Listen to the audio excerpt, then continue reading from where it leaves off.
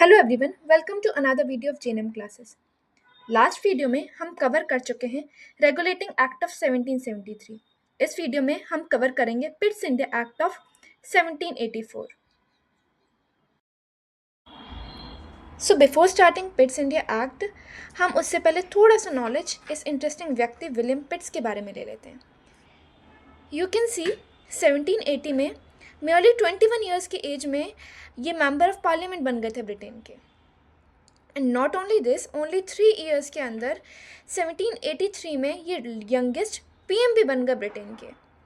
उसके बाद में 1 साल के बाद में इन्होंने पिट्स इंडिया एक्ट दिया था, दैट इज़ 1784 में। अब हम जानते हैं 1784 में इन्होंने पिट्स इंडिया एक्ट दिया तो सही, पर उसमें चेंजेस क्या किए थे। जो 1773 का रेगुलेटिंग एक्ट था उसमें क्या क्या चेंजेस इन्होंने किए थे। ओके, तो चेंजेस में सबसे पहले आता है, जो पहले तो क्या था ओवरऑल कि जो कमर्शियल और पॉलिटिकल रिस्पॉन्सिबिलिटीज़ थी ये दोनों कोर्ट ऑफ डायरेक्टर्स के हाथ में थी।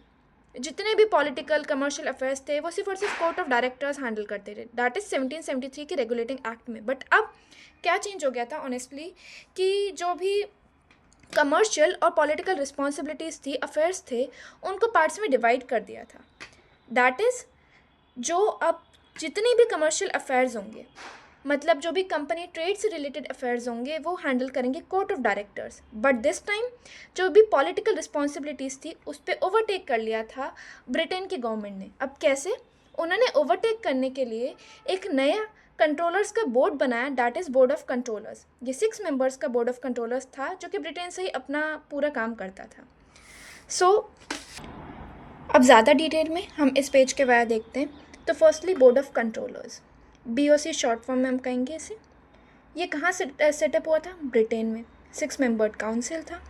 अब जो इसके डायरेक्टर थे वो एक ब्रिटिश पर्सन ही थे, क्योंकि मैंने कहा ना आपको कि ब्रिटेन गवर्नमेंट ने डायरेक्टली इसके ऊपर ओवरटेक कर लिया था। तो ब्रिटिश पर्सन कौन थे? मेनली स्टेट सेक्रेटरी जो होते वो डायरेक्टर थे इस चीज़ के।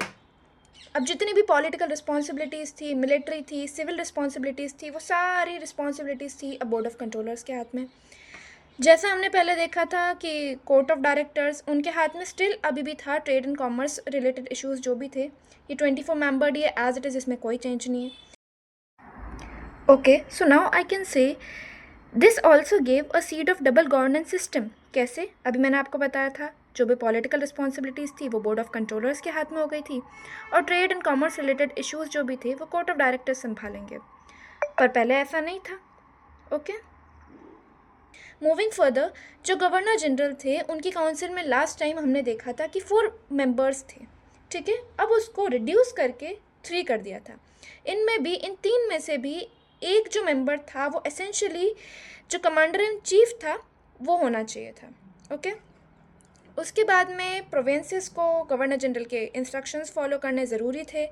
प्लस जो गवर्नर जनरल के पास एक स्पेशल पावर थी अब की बार, कि जो भी अगर कोई भी प्रोविंशियल गवर्नमेंट है वो अगर फेल कर रही है, वो अपना काम अच्छे से नहीं कर पा रही है, तो वो उसको डिसमिस कर सकता था, but with the permission of board of controllers.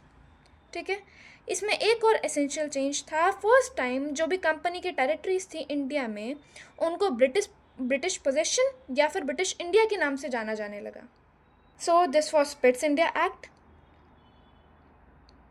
Thank you.